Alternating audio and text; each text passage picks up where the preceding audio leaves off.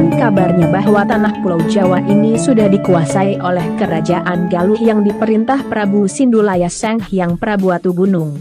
Pusat pemerintahannya berada di Jawa Barat, karena dianggap mempunyai peranan penting terhadap raja-raja di luar Jawa.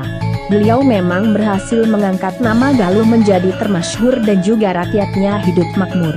Prabu Watugunung dikaruniai 4 orang putra, yaitu Dyah Ayu Dewi menjadi ratu di Nusa Tembini, Pangeran Adipati Dewata Cengkar, Dewata Pemunah Sakti menjadi Adipati di Madura, dan yang terakhir Pangeran Adipati Dewata Agung menjadi Adipati di Pulau Bali.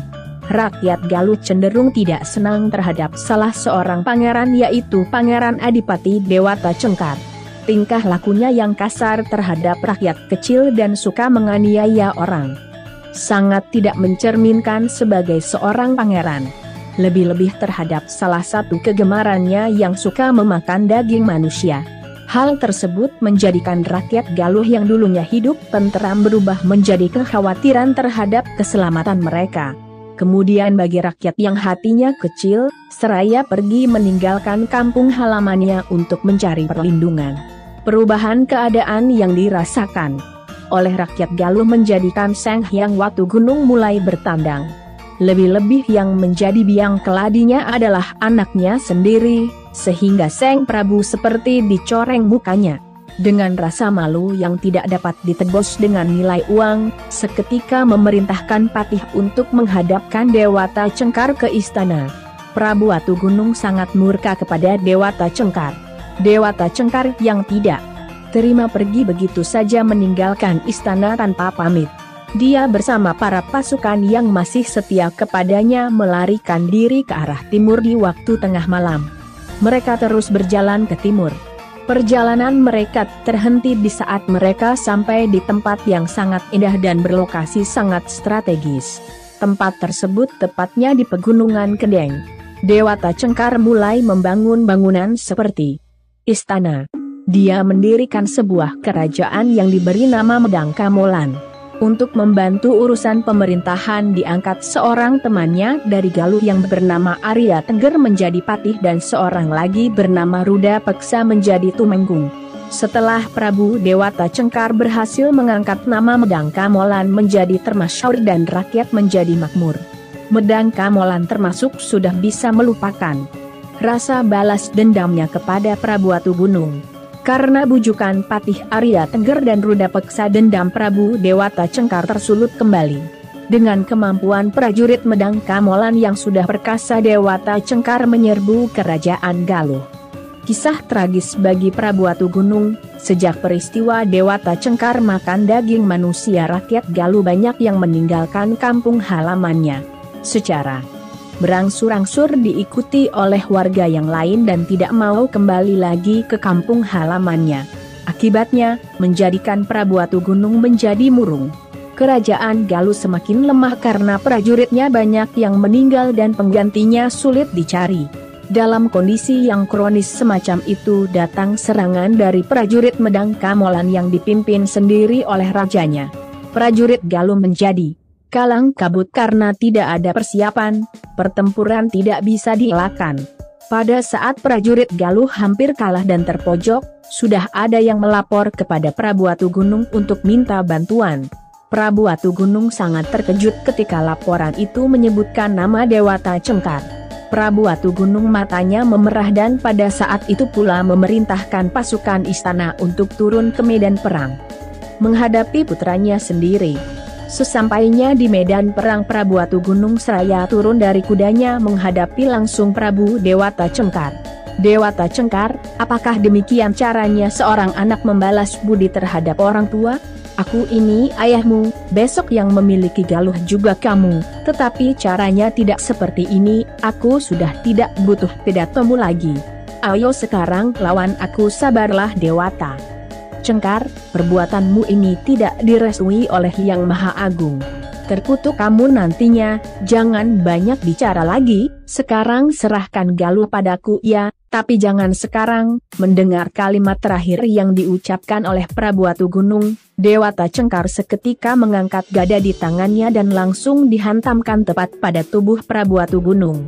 Bersama dengan pukulan itu, terdengar suara menggelegar sambil mengeluarkan asap dan cahaya yang menyilaukan. Kemudian dengan hilangnya asap dan cahaya tersebut hilang pula lah tubuh Watu Gunung beserta kerajaan dan rakyat Galuh, kemudian berubah menjadi hutan belantara. Dari dalam hutan terdengar suara kutukan Prabu Watu Gunung. Dewata Cengkar, semua sudah terlanjur. Dengan sifat-sifatmu yang seperti binatang, nantinya akan menjadi kenyataan. Mendengar kutukan itu sebenarnya Dewata Cengkar merasa takut dan menyesal. Tetapi Arya Tengger dan Ruda Peksa masih bisa menguasai perasaan Dewata Cengkar, kemudian sadar kembali dan melihat para prajurit menyanjung atas kemenangannya. Atas kemenangannya itu rakyat Medang sudah mendengar. Mereka sibuk mempersiapkan segala sesuatunya untuk merayakan kemenangan Prabu Dewata Cengkar.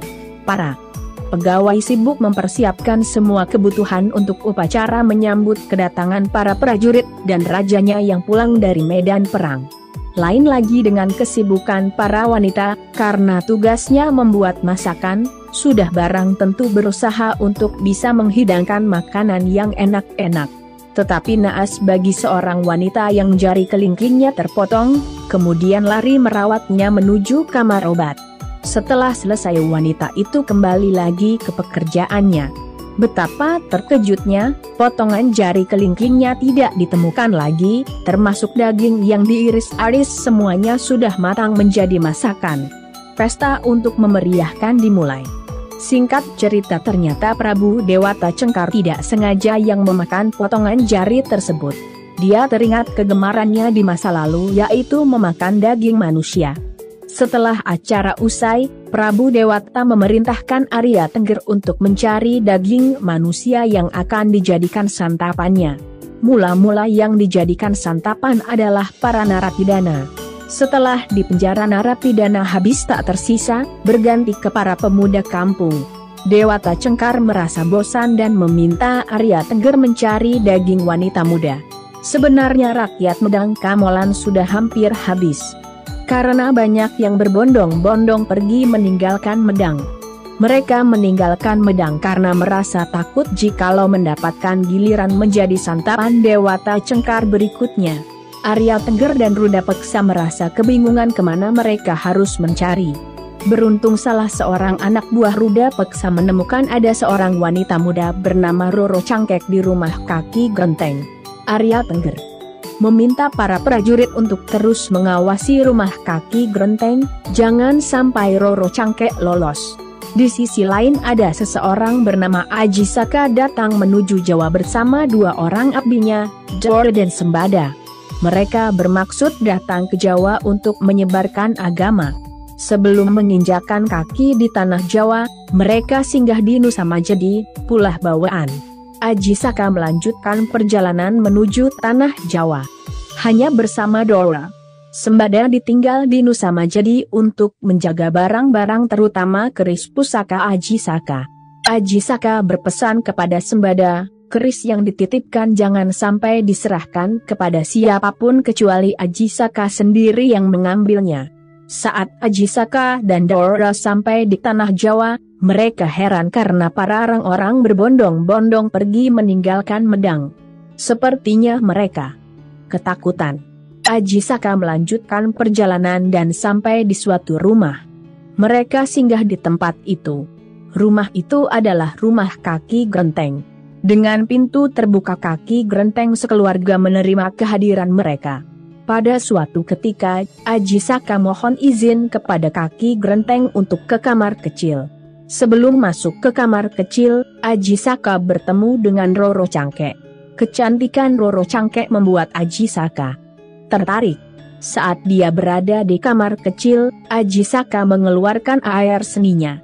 Air seni itu ternyata diminum seekor ayam jago milik Roro Cangkek. Keesokan harinya, prajurit Medang datang ke rumah Kaki Genteng untuk membawa Roro Cangkek dan dijadikan santapan bagi Dewata Cengkar. Para prajurit mendobrak pintu rumah dan membawa paksa Roro Cangkek. Ayah dan ibu tidak bisa berbuat apa-apa karena sudah dibuat pingsan oleh para prajurit dengan benda keras. Dora juga tidak bisa berbuat sesuatu karena sudah dalam keadaan terikat. Ajisaka yang masih bebas dengan kecerdikannya berusaha mengelabui para prajurit. Ajisaka mengatakan bahwa Roro Cangkek mempunyai penyakit menular.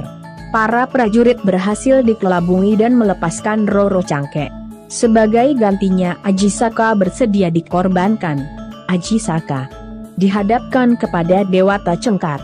"Hai anak muda, tahu maksudnya kau dibawa kemari belum Paduka? Kau akan kujadikan santapanku." "Hamba bersedia Paduka, tapi perkenankan hamba meminta sesuatu kepada Paduka sebagai permintaan terakhir." "Katakan saja." "Akan kupenuhi, hamba minta sebidang tanah seluas sorban yang saya ikatkan di kepala hamba ini Paduka." "Hanya itu? Baiklah, akan kukabulkan. Tapi hamba minta Paduka sendiri yang mengukurnya." "Baiklah." Hari eksekusi itu tiba. Ajisaka dibawa ke alun-alun. Pengukuran dilakukan sendiri oleh Dewata Cengkar. Ajaib, sorban itu tidak habis-habis digelar. Dewata Cengkar terus menggelar sampai di tebing Laut Kidul. Karena kelelahan, Dewata Cengkar terpeleset dan tergantung di tebing yang bawahnya adalah Laut Kidul. "Ajisaka, aku menyerah, aku mengaku kalah." "Baiklah, medang sekarang ku serahkan padamu asalkan kau selamatkan aku." Permintaan itu tidak dituruti Ajisaka. Ajisaka malah melepaskan tangan Dewata Cengkar yang menggantung di tebing. Dewata Cengkar terjatuh masuk ke Laut Kidul. Anehnya, Dewata Cengkar berubah wujud menjadi seekor buaya putih. Dari laut terdengar suatu ancaman dari Dewata Cengkar kepada Ajisaka. Dia mengancam akan memakan anak cucunya yang lengah berada di Laut Kidul, akan dimakan buaya putih. Setelah dinobatkan menjadi Raja Medang Kamolan, Ajisaka mengutus Doro pergi kembali ke Nusa Majedi mengambil pusaka yang dijaga oleh Sembada. Setibanya di Nusa Majedi, Doro menemui Sembada dan menjelaskan bahwa ia diperintahkan untuk mengambil pusaka Ajisaka. Sembada tidak mau memberikan pusaka tersebut karena ia berpegang pada perintah Ajisaka. Akhirnya kedua abdi itu bertempur. Karena keduanya sama-sama sakti, peperangan berlangsung seru, saling menyerang dan diserang, sampai keduanya sama-sama tewas. Karena tak kunjung kembali, Ajisaka menyusul Doro ke Nusa Majedi. Betapa terkejutnya, yang ditemukan malah kuburan mereka berdua yang berarti mereka sudah mati. Ia sangat menyesal mengingat kesetiaan kedua abdi kesayangannya itu. Kesedihannya mendorongnya untuk menciptakan aksara untuk mengabadikan kedua orang yang dikasihinya itu, yang bunyinya adalah sebagai berikut: "Hana caraka ana utusan, ada utusan, datasa wala pada kekerengan, saling berselisih pendapat, pada jayanya pada dikdayan, sama-sama sakti, magabatanga pada dadi batang, sama-sama menjadi mayat."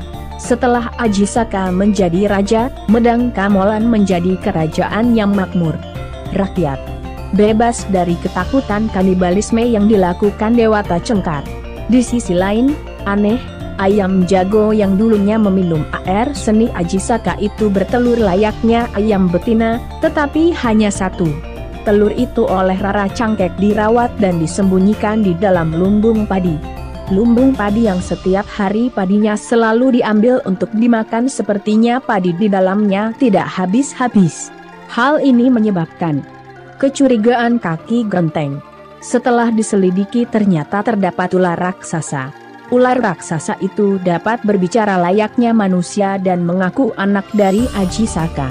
Ular itu meminta dipertemukan dengan Ajisaka. Oleh Kaki Genteng diberitahukan bahwa Ajisaka sudah menjadi raja di Medang Kamolan. Seketika ular tersebut mohon pamit untuk pergi menuju Medang Kamolan. Sesampainya di sana ular tersebut tidak diperlakukan dengan ramah. Para prajurit berusaha melawan ular itu. Ular itu tetap memaksa masuk dan akhirnya dipertemukan dengan Ajisaka. Mulanya Ajisaka tidak mau mengakui ular tersebut sebagai anaknya. Kemudian ular tersebut menceritakan asal-usulnya. Ajisaka sejenak berpikir. Ajisaka memberikan suatu syarat kepada ular tersebut jika ular tersebut sanggup mengalahkan buaya putih musuhnya yang berada di Laut Kidul, maka Ajisaka bersedia mengakuinya sebagai anak. Seketika ular tersebut pamit dan berangkat menuju Laut Kidul. Sesampainya di sana, pertarungan langsung terjadi. Dengan mengerahkan segala kesaktian yang dimiliki, ular tersebut dapat mengalahkan dan membunuh buaya putih tersebut. Sebagai bukti ular tersebut sudah membunuh buaya putih, dia membawa kepala buaya putih. Sesuai dengan perintah Ajisaka, ular tersebut tidak boleh lewat di atas tanah ketika kembali ke Medang. Ular tersebut lewat menyusuri bawah tanah. Karena dirasa sudah sampai, ular tersebut muncul ke permukaan. Rupanya belum sampai dan masih jauh. Tempat pertama ia muncul ke permukaan ini adalah di Jono, kemudian muncul lagi di Krewek dan yang ketiga kalinya muncul di Kuwu. Kemunculan yang ketiga ini terjadi keanehan. Karena di dalam tanah ular tersebut sudah kelelahan, dengan sekuat tenaga dia muncul ke permukaan dan berubah menjadi seorang anak kecil yang lumpuh dan linglung. Sejak saat itu ia dinamai Jaka Linglung. Beruntung dia ditolong oleh seorang dukun bayi sampai keadaannya pulih. Anak kecil yang linglung setelah berpamitan dengan Mbah Dukun kembali menengok lubang yang digunakan untuk keluar dari bumi. Setelah sampai di dekatnya terjadi keajaiban lagi, tangan dan kakinya seketika menjadi satu melekat dengan badan mengembang terus hingga menjelma menjadi seekor ular raksasa seperti semula. Kemudian masuk lubang yang ada di depannya untuk melanjutkan perjalanan menuju Medang Kamolan. Lubang bekas masuknya Jaka Linglung tak lama kemudian pulih kembali, penuh berisi lumpur yang disusul dengan suara beleduk, beleduk, begitu seterusnya sampai sekarang. Sejak saat itu tempat tersebut dinamakan Beleduk Kuwu. Sesampainya di Medang Kamolan, Ajisaka bersedia mengakui Jaka Linglung sebagai anak karena sudah berhasil mengalahkan buaya putih. Tidak mungkin Jaka Linglung ditempatkan di istana. Ajisaka mengambil kebijakan Jaka Linglung ditempatkan kebun istana bersama teman-temannya. Sesama binatang. Binatang-binatang ini hidup berukun satu sama lain. Setelah selang beberapa hari, Jaka Linglung sudah tidak diperhatikan. Dia sudah jarang dikasih makan. Hal ini membuat dia merasa kelaparan. Rasa lapar yang tak tertahankan ini membuat dia terpaksa memakan temannya sendiri sesama binatang. Kelakuan Jaka Linglung ini diketahui penjaga kebun dan melaporkannya kepada Prabu Ajisaka. Ajisaka marah dan menghukum Jaka Linglung. Dia dipindahkan ke hutan Klampis. Jaka Linglung tidak boleh makan kecuali ada makanan sendiri yang datang ke mulutnya. Pada suatu hari ada 9 anak penggembala yang sedang menggembala kambing di hutan Klampis. Jaka Linglung tidak bisa makan dan kelaparan. Dia membuka mulutnya sehingga kelihatan seperti gua. Tubuhnya dimasukkan ke dalam tanah. Hujan turun. Dengan lebatnya 9 anak tadi mencari tempat perlindungan. Mereka berlindung di dalam mulut Jaka Linglung yang dikira gua itu. Salah satu dari ke-9 anak tadi ada yang kudisan. Karena 8 orang tadi takut ketularan, mereka mengusir anak kudisan tadi. Anak kudisan berlindung di bawah pohon besar. Setelah hujannya reda, anak kudisan itu mencari teman-temannya. Dia kaget ketika teman-temannya sudah tidak ada, yang ada hanyalah seekor ular yang mulutnya berlumuran darah. Anak itu segera berlari ketakutan dan mengatakan kepada para orang tua teman-temannya bahwa anak mereka sudah tewas dimakan ular. Peristiwa ini dilaporkan kepada Prabu Ajisaka. Ajisaka marah besar lagi. Jaka Linglung dimarahi habis-habisan. Hal ini membuat Ajisaka bingung hukuman apa yang harus diberikan. Ajisaka kemudian mengundang kaki gerenteng sekeluarga ke istana. Setelah dirapatkan akhirnya Ajisaka menghukum Jaka Linglung dengan cara dipantek tubuhnya dan mulutnya dicengkal sehingga tidak bisa mengatup lagi. Jaka Linglung menghembuskan nafas terakhir di tempat itu. Roro Cangkek yang melihat